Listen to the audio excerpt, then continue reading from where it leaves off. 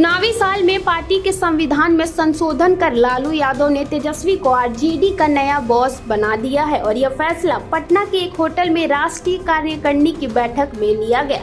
फैसले के मुताबिक तेजस्वी यादव आरजेडी का सिंबल बांट सकेंगे और तेजस्वी को नीतिगत फैसला लेने का भी अधिकार दिया गया है।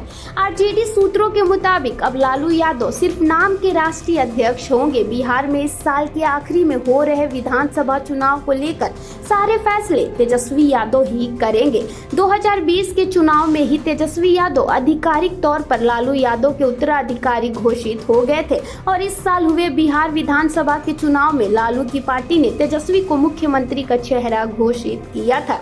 तब से पार्टी के सारे फैसले तेजस्वी ही ले रहे थे, लेकिन लोकसभा चुनाव में जिस तरीके से आखिरी वक्त में पार्टी में सेंध लगी उससे पार्टी की चिंता बढ़ा दी है।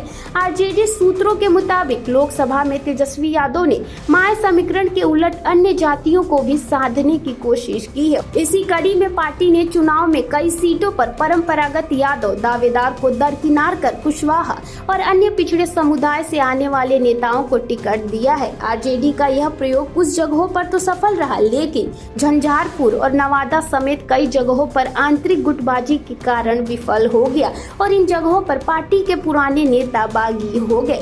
पार्टी को लोकसभा चुनाव में सिर्फ 4 सीटों पर ही जीत मिल पाई। वहीं इसी तरीके का समीकरण तैयार कर यूपी में समाजवादी पार्टी आधे से ज्यादा सीटों पर जीत दर्ज कर ली। बिहार विधानसभा के चुनाव में तेजस्वी यह रिस्क नहीं लेना चाहते हैं। तेजस्वी शक्ति लेकर पूरी तरह से टिकट वितरण और अन्य फैसले खुद करना चाहते हैं, जिससे नेताओं की जवाबदेही सख्ती से तय की जा सके।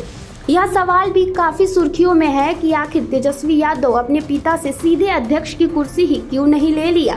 लालू लंबे वक्त से बीमार हैं और पार्टी की पूरी कमान पहले से ही तेजस्वी के पास है, तो तेजस्वी आसानी से अध्यक्ष की कुर्सी भी अपने पिता से ले सकते थे। आरजेडी के राष्ट्रीय कार्यकारिणी की बैठक में मौजूद एक बड़े नेता ने नाम न बताने की शर्त पर कहा, तेजस्वी ने इसमें होशियारी दिखाई है। तेजस्वी हेमंत सोरेन की तरह आरजेडी में पावर ट्रांसफर कर रहे हैं। झारखंड में हेमंत सोरेन के पिता शिबू सोरेन ही पार्टी के सुप्रीमो हैं, लेकिन पार्टी से जुड़े सभी फैसले हेमंत ही लेते हैं और तेजस्वी भी इसी तरह का प्रयोग आरजेडी में कर रहे हैं। पिता से अध्यक्ष की कुर्सी न लेने की एक वजह आंतरिक तौर पर परिवार को साधना भी है। तेजस्वी की बड़ी बहन मीसा, रोहिणी और बड़े भाई तेज प्रताप राजनीति में सक्रिय हैं। तेज प्रताप पहले भी संगठन को लेकर कई बार हंगामा कर चुके हैं। तेज प्रताप के गुस्से को लालू ही शांत करते रहे हैं।